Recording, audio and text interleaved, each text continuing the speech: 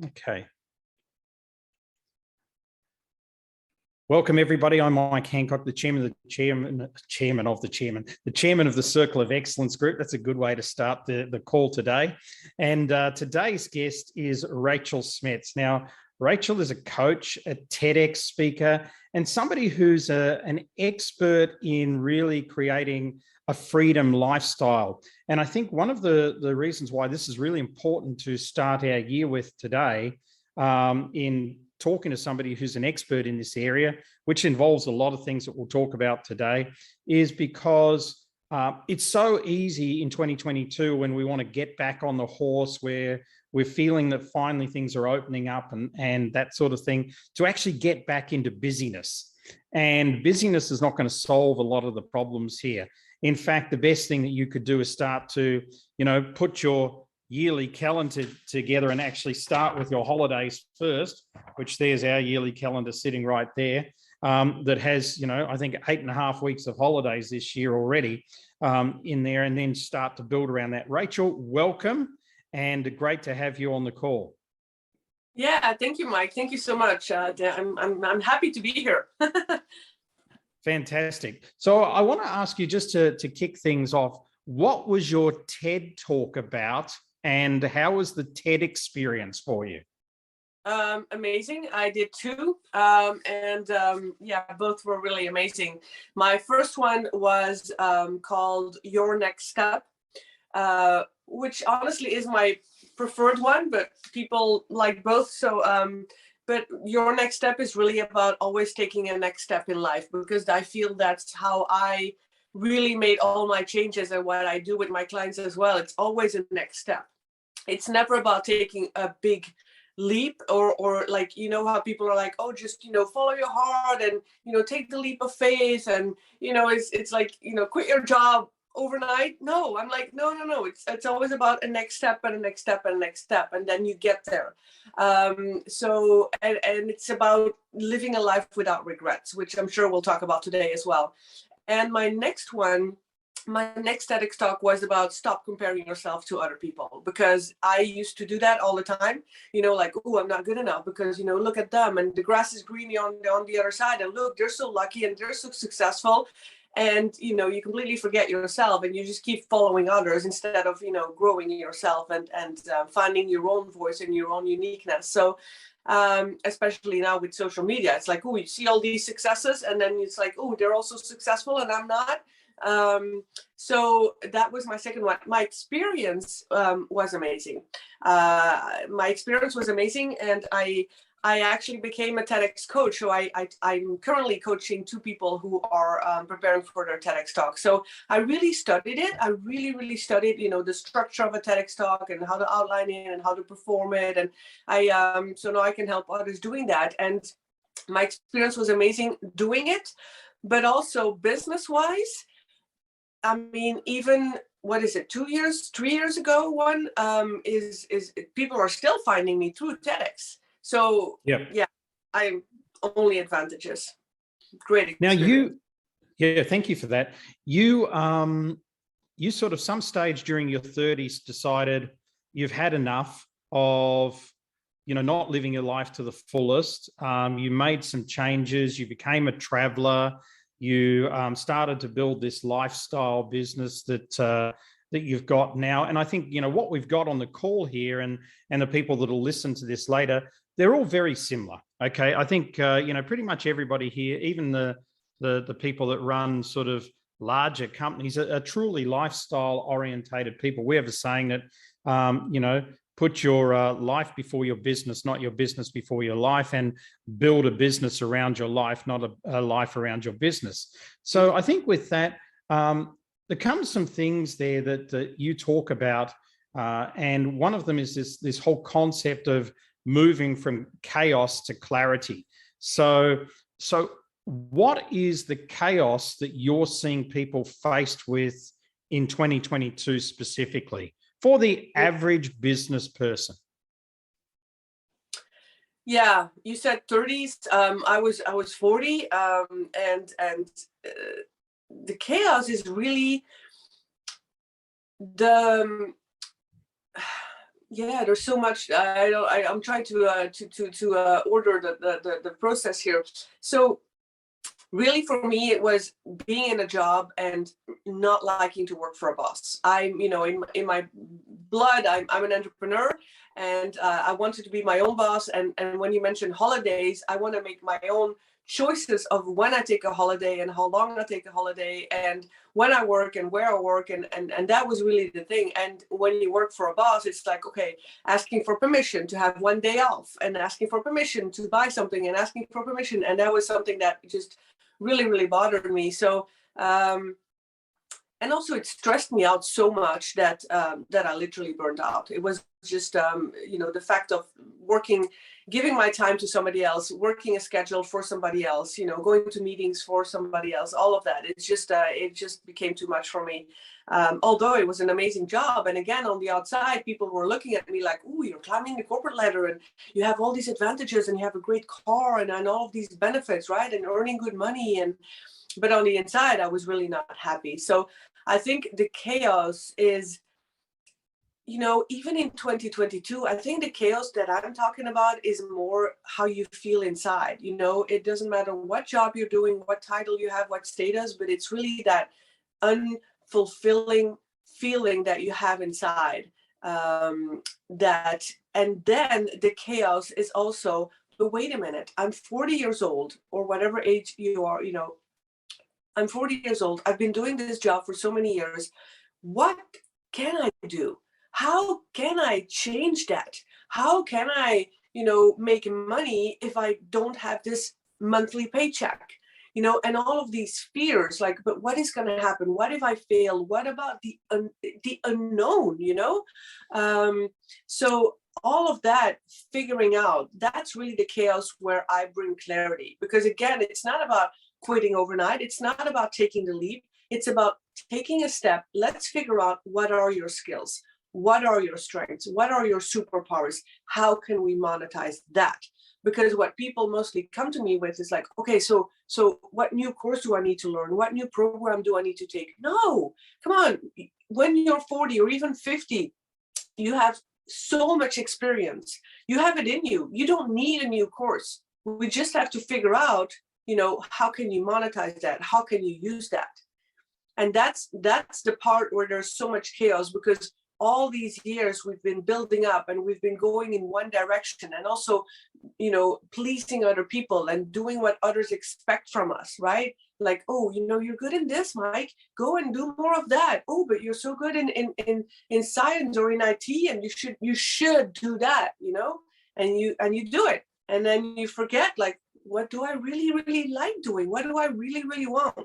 So I hope this. Rachel, I think they're good points, and I want to drag it forward in a minute, but just make a point on that. Is we have a model we've taught for a number of years, and if you look at two axes, if one going vertically, which is how much passion you have, high passion, low passion, and the other one horizontally, which is over here, high competence, and down here, low competence. And, if you look at the area of low competence and low passion, then that area, which is over here, really restricts you, but it's not the worst place on this graph. The worst place is actually over here, where you have high competence, but low passion. And this is what most of us experienced in our corporate life. And, we got to a point whereby, we're really good at doing our jobs, but we really didn't like them. And the other thing is, then we ask people, we want to break out and do our own thing. And people say, well, you're really good at this. And they just give you a job now, which is actually a business. And now you've got all this overhead and you've got to work it all out yourself, but you're essentially doing the same thing, which is a real trap. I want to go to right now, sort of, the start of February in this year. And I want to look at the entrepreneur, and what do you feel is causing chaos in an entrepreneur's mind right now? And I'll give you an example, because I think it's very easy for people to be in chaos. I was sitting there finishing work last night at about 6:30, and I'm thinking to myself, oh man, have we organized the marketing? Have we done enough this and that and the other? And Lundy, my partner, came to me and she said, what are you stressing about? And I said, I'm not sure if we've done enough marketing yet. She said, Mike, you've been back at work like literally 4 working days. And I went, oh yeah, that's right. Okay, not doing too badly. So it's but that goes through my mind. So we don't work Fridays. So I mean, literally Monday to Thursday last week was our first week back. So what's striking people with chaos right now for entrepreneurs? The first thing that came to my mind is the information overload and the feeling of overwhelm. Just like what you said, part of what you said is, oh, maybe we should do more marketing. But if you look at everything that's going on, then it's like, oh, but I have to do marketing. Oh, but I have to do my website.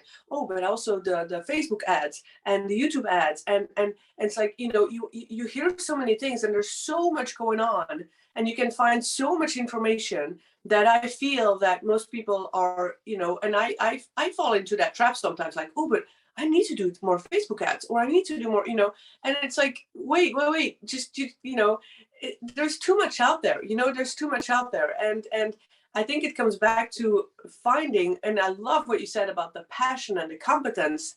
What are you good at?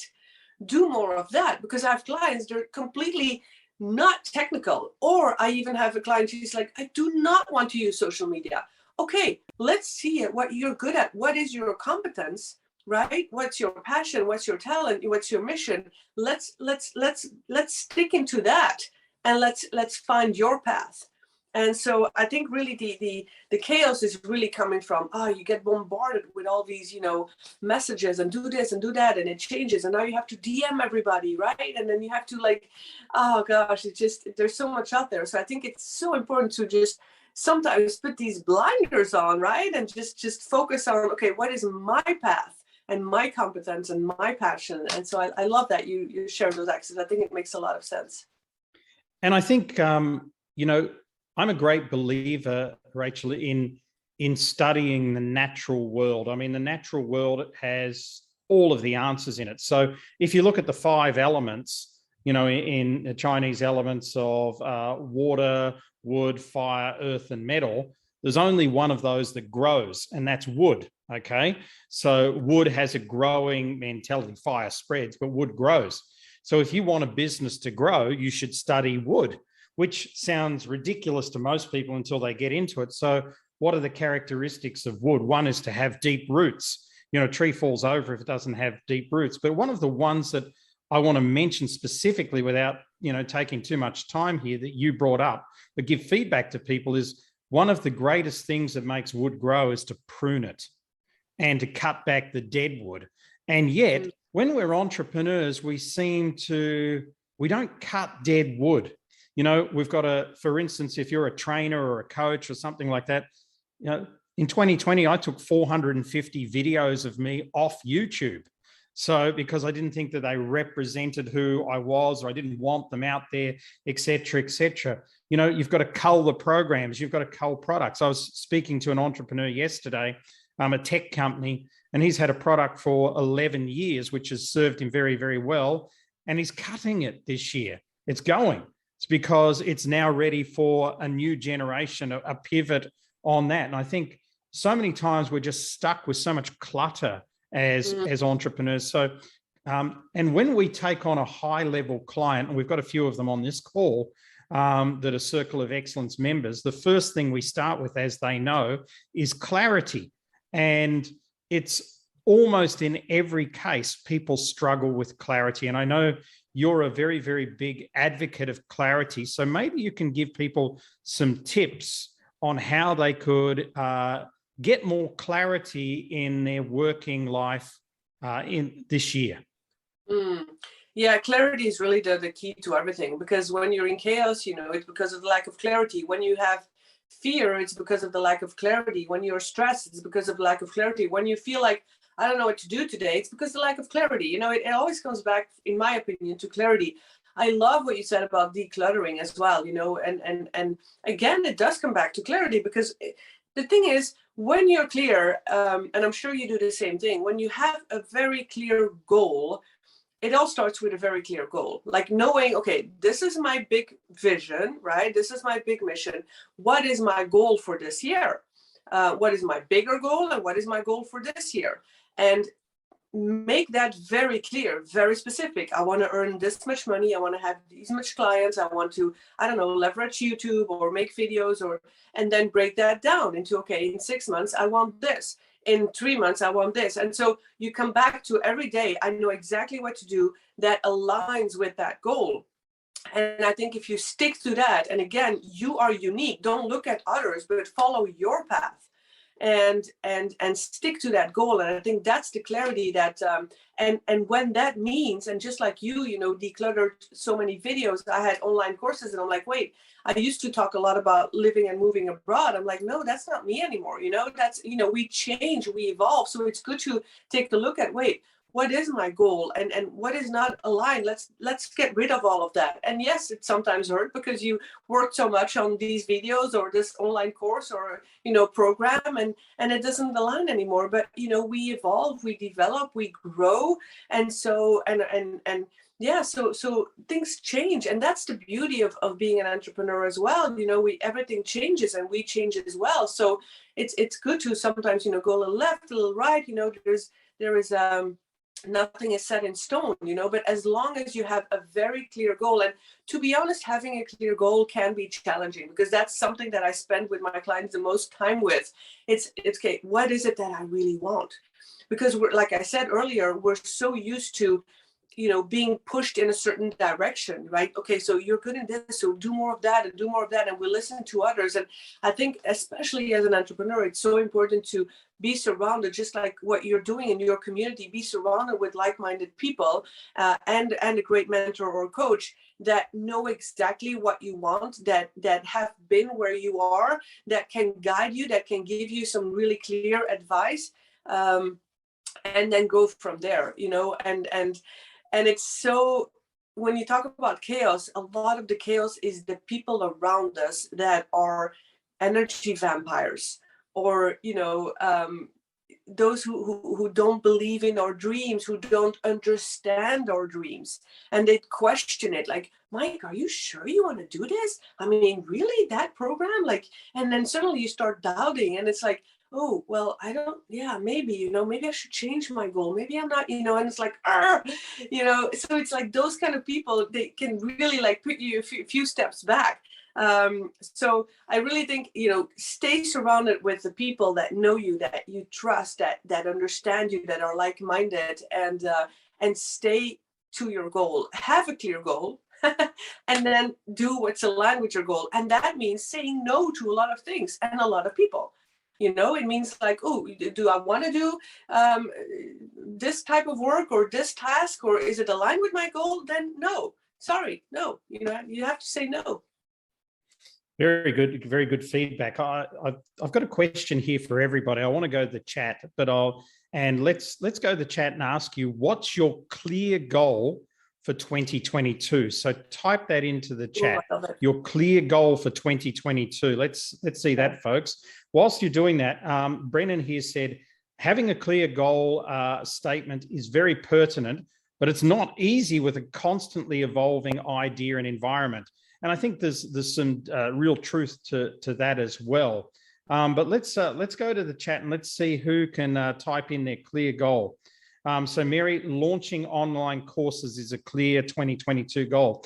Here's an online course for 2022, folks. Instead of the Freedompreneur courses, how to make money, but when you're stuck in another country. That could be a good one for a lot of people around the planet at the moment. Chantel's 3 digital products, 2,000 members on each. Okay, that's a very big goal. So well done. Actually, it's interesting because we had a board meeting with our online company yesterday, and one of the boards suggested we want 200,000 people on our program by the end of the year. I was thinking, well, that might be a little bit of a stretch, but I think we might halve that and go for that. So, you know, anything like that is a really good goal. Paula, great to see you. Automated systems, new service product offering launch. Okay, Brennan, 2022 to distill the E-Factor coaching to an interactive survey questionnaire that links to a book launch. Well done. Lisa, working towards my 5-year plan of full-time author, only working with people who give me a good gut feel. I couldn't tell you how important that is, that's for sure, and taking more time off. Really? Really? You're going to take time off? She's nodding. Okay, I'll believe that when I see it. LM, enlarging our client base. Let's put a specific number on that for you guys at some point as well. Natasha, greater visibility and a consistent social media presence, sales and marketing strategy that works and works for me. Love the gut feel thing. Grow a global reach through partnership UK and EU. Well, okay, that's great. And so, yeah, Lisa, that's why I couldn't work it. Eels is Lisa. My goal is to get a goal. Very funny, Andrew. That's very cute. That's a good one. I do want to mention something, yeah, but that's a good one because it is a challenge to have a clear goal. You know, it is really something. It's a process to really have a clear goal. And what I've seen here, some of them are quite specific, which I like, and some of them I would really encourage you to. What you said, Mike, put a number on it. You know, when you say like, okay, you know, launch online courses or one online course. Well, you know, by when, where, which platform, you know, like, or how many online courses, or somebody said visibility, which platform, where do you want to be visible? How many views do you want? How many followers? Because being visible, what does that mean? It's just like, oh, I want to be successful. Not that anybody said that here, but okay, what does it mean? Put a number on it. You know, put a monetary number on it. Like by the end of the year, I want to make this much money. I want to have these many clients. I want to have, like, for me, YouTube is my big platform. I want to have, you know, this many views on each video. You know, I want to have or a number of subscribers in your course or in your program. Like, you know, and it's, no goal is too big. You have to dream big. You have to dream big, you know, and I'm a big believer in the power of the mind. You know, I'm a big, you know, power of the subconscious mind, Bob Proctor, that kind of, you know, so and why do I believe in it? Because I've seen it happen over and over and over again. And that's how I manifest my life, from being a logical, rational person sitting in a job to now traveling the world full time and making money easily, you know, without working many hours. It's possible because you know, you have to believe in yourself and trust in yourself and have the confidence that you can achieve it. So I think that's very important.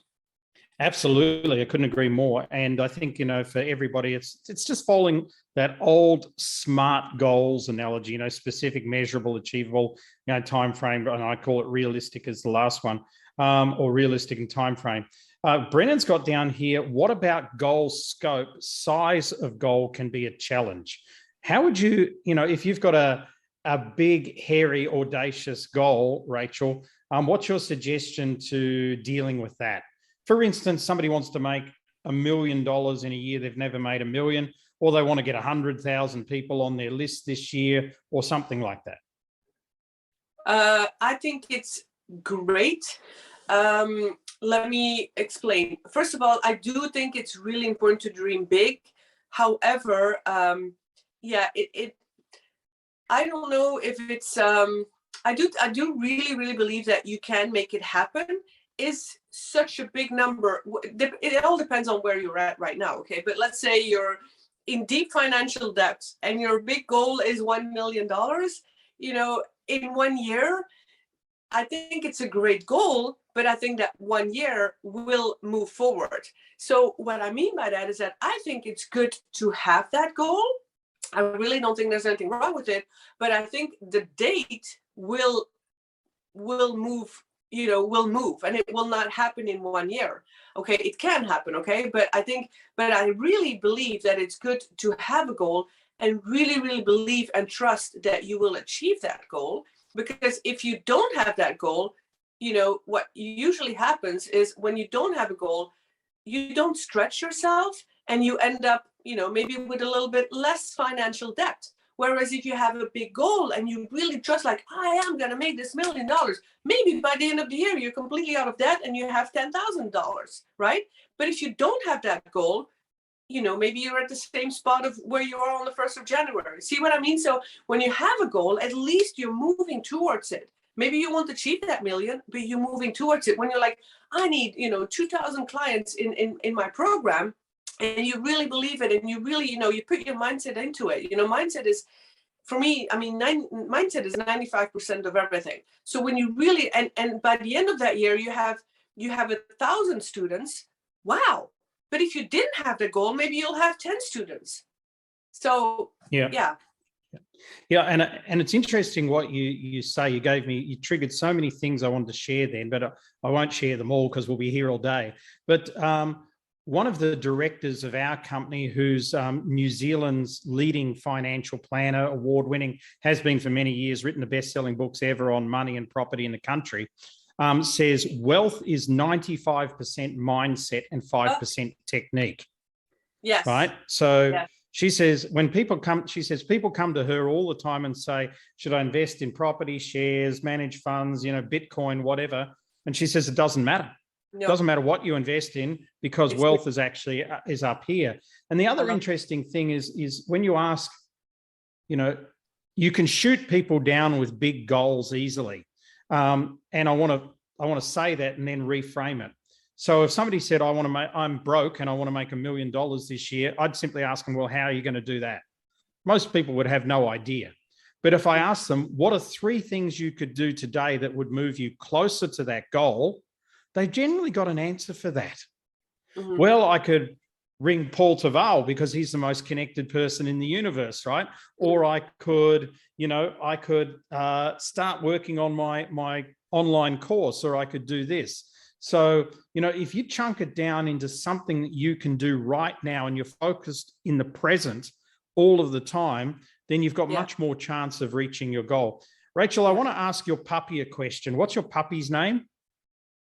That one? Yeah. I don't know. It's not mine. I'm not even in my own house. So oops, sorry. That's okay. I don't know. So I'm going to ask the I don't know puppy a question. So Rachel, you describe yourself as a YouTuber, and I think this is fascinating for people on this call, because we don't necessarily have any YouTubers here, but we have a lot of people who could benefit from running a vibrant YouTube channel. So my question to you is, how long have you really considered yourself being a YouTuber? What do you do, and how's it working out for you? Maybe a year, not even a year, that I call myself a YouTuber, because it is part of my goal. So when you have a goal, you have to see yourself achieving that goal.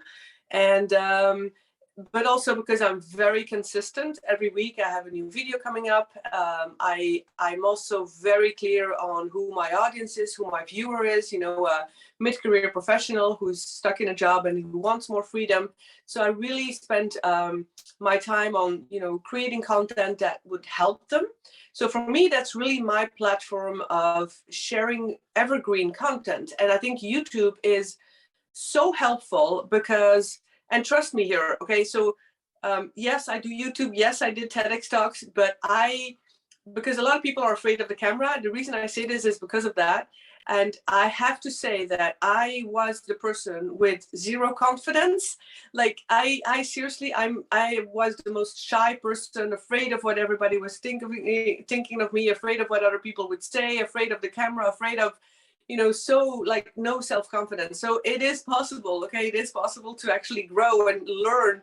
That's my first book was about self-confidence, because I really learned it.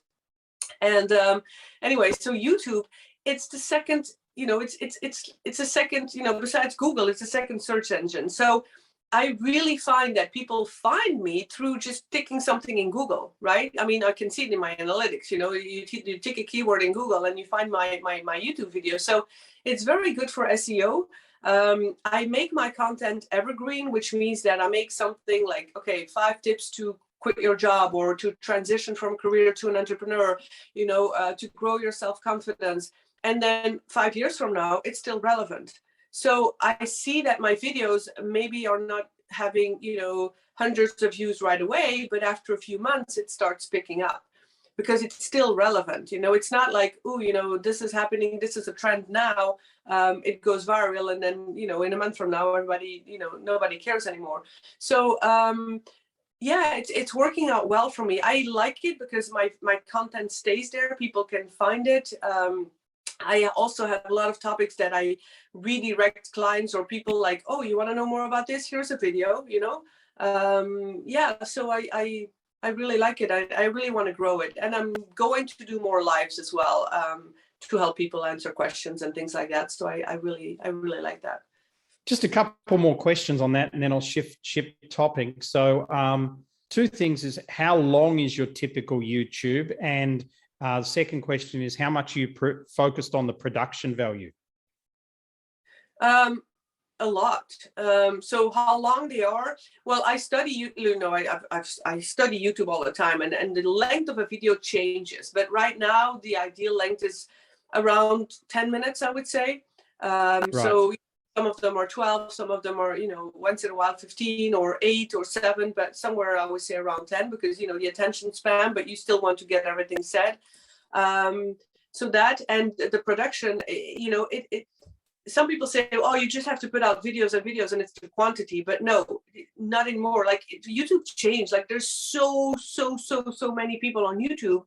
It is the quality that matters. You have to have some proper audio and video and lighting and, adding some B-rolls and some text. And trust me, oh my gosh, I'm not a technical person, and I teach myself everything, and I enjoy it. You have to enjoy it. If you don't enjoy it, so I enjoy editing. I enjoy spending hours on adding some text and animation and a B-roll, and you get better and better. And I try to improve 1% every time. I'm definitely, I'm still not a pro, but yeah, I enjoy it. And I think it is one of those things where everybody gets the idea to do something at some point, and then they try it and they drop it. You've got to persevere. It makes me think of a couple of clients of ours, Dennis Gianoutsos. He 2 years ago, he wanted to start a podcast. He's now done over 250 podcasts, interviewing leaders from all around the world. It's taken his business from here to here. He got to number 10 on Apple. Gary Vee was number 11. So, I mean, he really got his podcast up there, and it's done very, very well. And, one other person that I know has just really committed to doing videos all the time, Ian Hatton, and on Facebook though. And he's really starting to get some traction. And he's probably been doing it for about 4 months. He's been following a process used by one of our other clients, Liv Conlon, who says, you literally just have to be prolific. Prolific is the key. I want to shift to something I heard actually yesterday, and I want to throw this around with you, Rachel. We were actually on YouTube, and we were listening to an Indian doctor talking about diet, which was fantastic. And one of the things he said was, which I loved the way he says, he hasn't come across a patient who doesn't have a delusion about their own diet. And he said the worst ones are vegans and vegetarians. He said they think because they're vegan and vegetarian that it's all okay. And then they come to me with diabetes and go, how can I have this? He says, so people have this delusion about diet. So the point I want to pick up with you is, what is it that you think that we as primarily entrepreneurs in this day and age are deluded by? What's our current delusions that are keeping us stuck? Oh, great question. Oh my gosh. Okay, do you have another hour or two? I love this question, because just the word delusion says everything. It is the mindset. It is the mindset. I have to address the mindset, because the only reason we are delusional is because of our mindset. Even, whether it's a diet or as an entrepreneur, especially, we think we can't, then we can't, right? If so when you have a goal and you really, really write that goal down every single day, and you believe in it, and you write it down, you speak it out loud, you put it on Post-its on your mirror in the bathroom, under your pillow, like, your goal should be like, yes, I am in the present tense achieving this, right? I am living this dream. I am, an online course creator. I am whatever you want to be. I think, and when we have fears, when we have doubts, when we have worries, it's all the stories in our minds, right? So the delusion is really the stories you put into your mind. Because if you're focused, if you have a clear goal, and you only align with that, you only take action towards that goal, you only believe and trust in yourself that you will achieve it. You don't make yourself doubt by other people, by other thoughts. The delusion, that's the thing. Stay on your track, and just continuously believing that and trusting that. But that's the hardest part, it takes so much effort to every day, like, I'm going to persist, I'm going to do this. And then you see like, oh, but nobody's watching my videos, right? And then, but nobody's watching my Facebook, but nobody's posting, nobody's commenting, we have that all the time, like, oh, and then, you tend to give up. And that's when it's like, oh, don't keep believing it, keep trusting it, keep going at it, keep persistent, what you said. And don't listen to those who drag you down and who take away your energy and who make you doubt, and those who ask you 1,000 questions. If I would call my mom every day, I would not be where I am right now, because she's always like, are you sure you want to do this? But why are you going to travel? You sold your house? Are you crazy? Like, leaving my job? That was like insane. Like, I don't need to talk to her. I love her to bits, but we know what I mean. So yeah, I think that the mindset is it's everything, and it takes effort, because it's so easy to fall back, and so easy to listen to the media and the news and all of that. But if you have a clear goal, which also you work on, stick with that and believing that and trusting yourself, and just, yeah. So I think it's great feedback. And what you bring up here in my mind is really that we need to manage our environment far better than we do, because our environment is not only our physical environment, which is our space that we operate in and work in. Lundy, my partner, always says, nobody can be creative staring at a white wall every day. You have to have scope and vision and everything like that.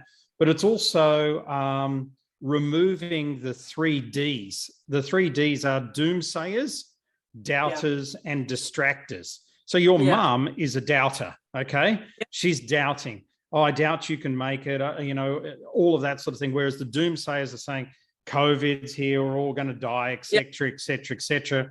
And the distractors are saying, I'm bored, and I don't know what I'm doing, so why don't you leave your clients and come and play golf or go to the pub with me so that I can feel better? And then they entice you in to doing that, and they give you good reasons. It's easy to get distracted, right?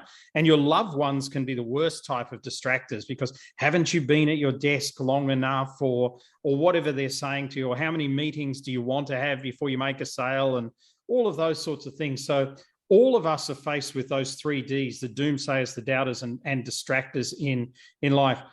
Rachel, I want to ask one more question, then we'll just open it up for any final questions before we bring it to a close at 10 o'clock my time.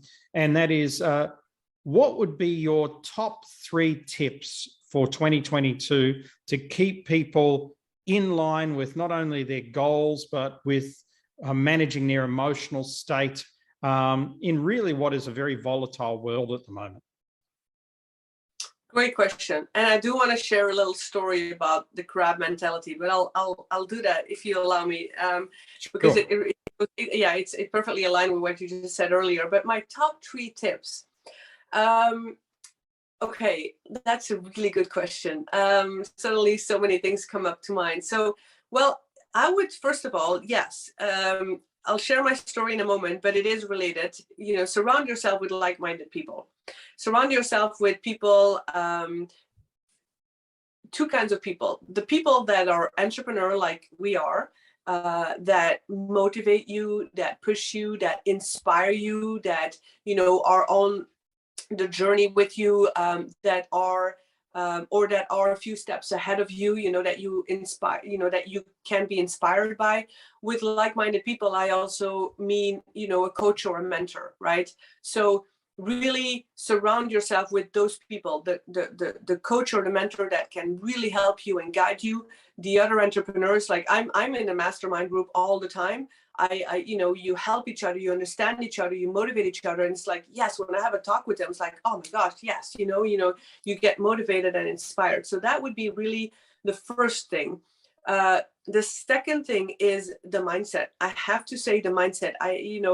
Mindset means your thoughts create your reality. Okay. And this is so important. Your thoughts create your reality. What you think of today will become your future, right? Where you are right now, the results that you have right now comes from how you were thinking. So if you don't like the results that you have right now, what were you thinking a while back? how did you create the results that you have right now? Do you have financial debt? And probably you were focusing on debt and issues and financial problems, right? So focus on what you do want. Oh, you want clients? Okay. All you can think of is clients, clients, clients. Just always, think about those clients, or think about a certain amount of money. And the more you focus on that and immerse your thoughts and your conscious and subconscious mind with those thoughts, I guarantee that opportunities will come. That suddenly, when you think of a red, I don't know, whatever brand, I'm not into cars, a red car, suddenly you go on the street and all you can see are red cars, right? Or you think of someone and then suddenly they call you. Why is that? Because your thoughts are filled with that person. Your thoughts are filled with that type of car. It's the reality. It never fails. Your thoughts create your reality. It took me a while to really understand it, but that's how it works. Okay. So what you think of now, that's why immerse yourself with your goal. Always think of it, write it down, put it on a post-it, vocalize it, record it and listen to it and feel yourself. And I guarantee that those opportunities will come and you will see what actions to take aligned with it. And the last thing is, the last tip, 95% is the mindset, but 5% is the action. Okay. So I would say take action, because by taking action, you will gain more confidence. You will see more results. You will overcome a lot of fears, because taking action, let me say a little word about fears. When you take action, and when I say action, micro actions, okay? Because a lot of people think, oh, I have to take a big step, or I have to suddenly, stand in front of an audience or make a video. No, why don't you break it down? Some of you maybe, I read here someone wants to be an author. Okay, well, I'm an author. Well, your one action could be figure out a working title. Another action is write a paragraph. Another action is talk to another author. Another, do a little research about your topic, small micro actions. And that's how, you grow. And that's how you also overcome fears. Because the last thing I want to say is that fears usually comes across as negative, like, ooh, no, I'm scared, right? And I should not go there. But life starts out of your comfort zone. And fear, I really want everyone to learn that fear is positive. Fear, the emotion of fear is the same emotion as excitement. So it's not fear. Fear helps you grow. Fear is your feedback. Fear is the greatest lesson and teacher, right? So always take steps and learn, take the feedback and learn and grow. And I mean, come on, when I'm traveling the world as, on my own, and I sold my house, I'm not fearless. I'm not fearless at all. But every time I face my fears, I'm like, ooh, I feel better. I learned something. I grow, I develop myself. So I hope these are three. Very good. So like minds that inspire you, mindset, because your thoughts create reality, and action gives confidence, and embrace fears, because it's the same, actually, it's the same emotion as encouragement, as courage and excitement. We've got time for probably the crab story, if you want to tell your crab story. Yeah, very short. And then bring it to a close. Yeah. So anyway, if you can spell my name, Rachel Smets, and you type that into YouTube, you'll find my YouTube channel, and I have a video on that. But really short, when we talk about like-minded people and why some people drag us down, the way they catch crabs, and I love stories all the time because these analogies stick. So the way, I don't know if you know this, Mike, but the way they catch crabs is they put all the crabs in a bucket and they don't put a lid on the bucket. Why is that? Because the crab mentality is like, if one of the crabs tries to escape out of the bucket, all the others will pull them back down. And there's like, oh, wait a minute, you can't, we can't escape, so you can't escape, right? So it's like, well, don't go out there and try to succeed. Don't go out there and escape your job. Don't go out there and be an entrepreneur because, we can't, so you can't, right? So they always pull you back. So it's when family or loved ones, like you said, they want to pull you back and they want to drag you down, it's for various reasons. They want to keep you safe, because, they're afraid of taking a leap. So, they want to keep you safe. But some of them also, some people around us, it's like the jealousy and the envy, like, wait, we can, so you can't, right? So I like that idea of, escaping that bucket and people just dragging you back down. So that's the crab story. Be the crab that breaks free. And that's a great place to sort of round off today. Rachel, thank you so much for sharing all those insights. with us. Thank We you. really appreciate it. And thank you for also being up early to do that. And also thank you to everybody around the world, and thank you to Natasha for staying up till 2 a.m.